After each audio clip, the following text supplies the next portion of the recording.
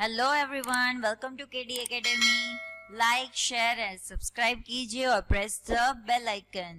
Hello students, આજે આપણે poem 11 ની વાત કરશું, વડલો ને પંખેડા, જે પદકાવ્ય છે, દુલા કાગ દ્વારા લખાયેલ છે. લોક સાહિત્ય સંશોધનમાં ઝવેરચંદ મેઘાણીને મદદ કરનાર ચારણ કવિ દુલાભાઈ ભાયાભાઈ કાગની રચનાઓ મુખ્યત્વે બે પ્રકારની છે. ચારણી છાંટવાળી ગુજરાતી ભાષામાં રચાયેલી અને બીજી તે વ્રજ હિન્દીમાં રચાયેલી. એમનું સમગ્ર કાવ્ય સર્જન 7 ભાગમાં પ્રકાશિત થયું છે. ઉપરાંત ચંદ્રબાવની, સોરઠબાવની, ગુરુ મહિમા કૃતિઓ એમણે આપી છે. એમની રચનાઓ બોધ પ્રધાન તેમજ ઉદ્બોધનાત્મક હોય છે. એમાં સરળ બાની એટલે કે એક એવી ભાષા, એવી વાણી કે જેની સાથે ગહન ભાવો તેમજ ભાવની ઈચ્છા, સચ્ચાઈ ભરી અભિવ્યક્તિ જોવા મળે છે. કંઠ, કહેણી અને કવિતા એમને વરેલા હતા. ગુજરાતી સાહિત્યને એમણે બળને પુષ્ટિ આપ્યા, તો બીજી બાજુ ચારણી પરંપરાને પોતીકી રીતે જીવંતતા અર્પી. કે ચારણ લોકો હોય, જે ગાય ભેંસ ચરાવતા હોય, તેની માવજત કરતા હોય, એટલે કે તેને છે એને અલગ રીતે છે પાળતા હોય, ડોમેસ્ટિક એનિમલ્સ હોય બધાની કેર કરતા હોય, એ રીતે જે એની પોતાની ટ્રેડિશન હોય છે, પરંપરા હોય છે, એને પોતે જીવંતતા આપી છે. વારસામાં મળેલી ચારણી બાની લોકવાણીને વર્તમાન યુગને અનુરૂપ રચનાઓમાં વિનિયોગ કરીને એમણે જાતે સર્જી દીધી હતી. કે એમની ચારણ લોકોની ભાષા અલગ હોય છે, તો એવી ભાષાને લોકોની ભાષા સાથે જોડી અને મોડર્ન જે ટ્રેડિશન ચાલે છે એની સાથે એને તાલ મેળવ્યો હતો. સાહિત્ય માનવીના જુદા જુદા મનોભાવોની સુંદર અભિવ્યક્તિ છે. લોકના જીવનના તડકા છાયા, આશા, અભિલાષા એમાં વર્ણવ્યા હોય છે. લોકજીવનની રમ્યતા, ભવ્યતા, લાઘવ, લાલિત્ય, ચોટ ડૂબતા, બળકટપણું એમાં સહેજે ઉતર્યા હોય છે. કવિ કાગ આવા લોક સાહિત્યના ખરા મર્મી કવિ છે. જન્મે ચારણ હોવાથી મધ્યયુગની પરંપરાઓ એમની કવિતામાં સજીવ થાય છે.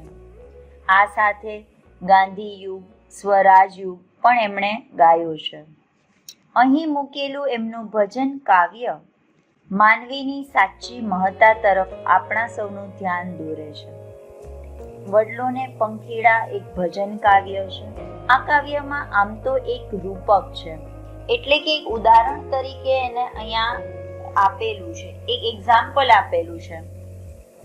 પરસ્પરની સ્વાભાવિક રીતે થતી રહેલી આપલેમાંથી એક સ્નેહ સંબંધ ઊભો થાય છે. આવી સ્નેહ ભાવનાના સંબંધે જોડાયેલ બે વ્યક્તિ એકબીજા સાથે એવા ઓતપ્રોત હોય છે કે જીવનની ગમે તેવડી મોટી મુસીબતો પણ એમને છૂટા પાડી શકતી નથી. એટલે કે બંનેનો પ્રેમ છે એટલો બધો અદ્ભુત હોય છે કે તેમને કોઈ પણ મુસીબત આવે, ગમે તેટલા પ્રોબ્લેમ્સ આવે, તો પણ એ લોકો ત્યાંથી સેપરેટ થઈ શકતા નથી. પંખીડાને પાંખો હોવા છતાં વડલાને તજી દેવા કરતા તેઓ સાથે જ મરવાનું પસંદ કરીને પરસ્પરના અતૂટ સ્નેહ તાતણાને દ્રઢ બનાવી આપણને મૂલ્યવાન શીખ પહોંચાડે છે. કે વડલો છે એ પોતે ત્યાં ને ત્યાં છે, જ્યારે પંખી છે એને પાંખો હોય છે. એ પાંખોના કારણે તે એક જગ્યાએથી બીજી જગ્યાએ છે જઈ શકે છે, પરંતુ તે વડલાને છોડીને ક્યાંય પણ જતા નથી. આ બંને વચ્ચેનો પ્રેમ દેખાડે છે કે જેના કારણે છે એ આપણે પણ જીવનમાં શીખવું જોઈએ કે કોઈ પણ પરિસ્થિતિ આવે પણ જે આપણા સમૂહના લોકો હોય, આપણા પોતિકા હોય, એમનાથી દૂર જવું ના જોઈએ. હાલના સમયમાં ઘણા બધા લોકો છે એ રીતે જીવન જીવતા હોય છે કે સ્ટેટસ પ્રમાણે બિહેવ કરતા હોય. જેમ કે હાઈ સ્ટેટસ વાળી લોકાલિટીમાં પોતે છે એ સેટલ થવાનું ટ્રાય કરતા હોય છે, અથવા તો પોતાને બદલવાનો પ્રયત્ન કરતા હોય છે. ને જ્યારે કોઈ ફ્રેન્ડ હોય અથવા તો પોતાના હોય અને દુઃખી હોય, અથવા તો એવી કોઈ પરિસ્થિતિ આવી ગઈ, એવી કોઈ સિચ્યુએશન આવી જતી હોય કે જ્યારે એ કાંઈ કરી ના શકતા હોય, ત્યારે તેને ત્યજી અને જતા રહે છે. આપણે કાવ્ય છે એ શરૂ કરીએ. વડલો કહે વનરાયુ સળગી, મૂકી દિયોને જૂના માળા, ઉડી જાઓ પંખી પાંખો વાળા. વડલો કહે છે કે જે જંગલ છે એની અંદર આગ લાગી છે, તમારા જે જૂના માળા છે એ છોડી દો અને તમે પાંખો વાળા છો, તમને વિંગ્સ છે, તમે અહીંથી ઉડી જાઓ. The banyan tree says that there is a fire in the forest. He asked the birds to leave the old nest and fly away. આભે અડિયા Sen અગનના, ઢળિયા આ 10 ઢાળા, આ ઘડીએ ચડી ચોટ અમોને, ઝડપી લેશે જ્વાળા. અહીં કહે છે કે આગની જ્વાળાઓ આકાશ સુધી પહોંચી ગઈ છે. પવનની દિશામાં તે આગળ ને આગળ વધી રહી છે. કોઈ પણ ઘડીએ આગની જ્વાળા અમને ચોટ પહોંચાડી દેશે, એટલે તમે અહીંથી ઉડી જાઓ. The flames of fire have reached to the sky. It spread ahead in the direction of wind. The flames of fire will harm us any time. બોલ તમારા હૈડામાં બેઠા, રૂડાને રસવાડા, કોક દી આવી ટવકી જાજો, મારી રાખ ઉપર રૂપાડા. કે તમારા ઘણા બધા ટવકા મીઠા મીઠા સાંભળેલા છે, તમારા રસવાળા ફળ અહીંથી અમે ખાધેલા છે, અમારા હૃદયમાં તમે વસેલા છો, તમે તો રૂપાળા પંખીઓ છો. કોઈક દિવસ આવીને જ્યારે અમારી રાખ થઈ જશે, બધું સળગી ઉઠશે અને છેલ્લે રાખ બની જશે, ત્યારે અહીં આવી અને ટવકી જજો. The banyan tree says, we have liked your sweet voices and have kept them in our hearts like a juicy fruits. Oh beautiful birds, please come here and sing on our ash. પ્રેમી પંખીડા પાછા નહીં મળીએ, આ વનમાં વિતાડા, પડદા આડા મોતના પડ્યા, તે પર જડિયા તાળા.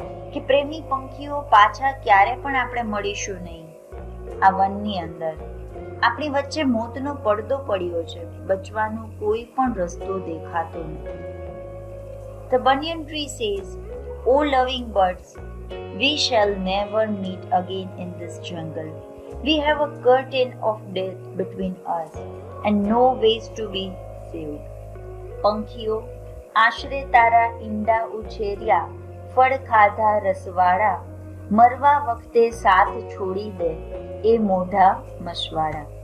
તો આટલી વાર છે એ વડલો છે એ કહેતો હતો કે તમે મને છોડી અને જતા રહો, પરંતુ હવે પંખી છે એ જવાબ આપે છે. કહે છે કે તારે આશરે મારા ઈંડા છે એ ઉછર્યા છે, બેબીઝ છે એ બધા ગ્રોનઅપ થયા છે, તારા રસવાળા ફળ અમે લોકોએ ખાધા છે, મુશ્કેલીના સમયે જ છોડી દે એને તો કલંક જ લાગે. The birds say, we have grown our eggs here. We have eaten your juicy fruits. It is a blot if anybody leaves company in difficult condition. મરવા વખતે સાથ છોડી દે એ મોઢા મસવાડા. કે મરવા વખતે અમે તને છોડીને જતા રહીએ તો અમારા બધાના મોઢા છે એ કેવા થઈ જાય? મસવાડા થઈ જાય. ભેડા મળશું ભેડા જન્મશું, તારે માથે કરશું માળા. કાગ કહે, એટલે કે કવિ કાગ કહે છે, આપણે ભેડા બળશું ભેડા ભરશું ઉચાડા. સાથે જ મરવાનું, સાથે જ જન્મ લઈશું, તારી ડાળીઓ પર ફરીથી અમે માળા બાંધીશું. અને કવિ કાગ આગળ કહે છે કે આપણે સાથે જ બળશું અને સાથે જ મૃત્યુ પામીશું. The bird says, "We shall die together, we shall take birth together, and we shall build nest on your branches." Cock says, "We shall burn together, we shall die together." કે વડલો અને પંખીડાનું અહીં છે. કવિ કાગે બહુ સરસ સૌરાષ્ટ્રી બોલીમાં લખેલું છે. અને આ ઉદાહરણ ઉપર કે આપણે જેના પર આશરો લીધેલો હોય, જેણે આપણને શેલ્ટર આપેલું હોય, તેને કદી આપણે દુઃખી કરવા જોઈએ નહીં. Thank you so much. Keep sharing, keep watching. By.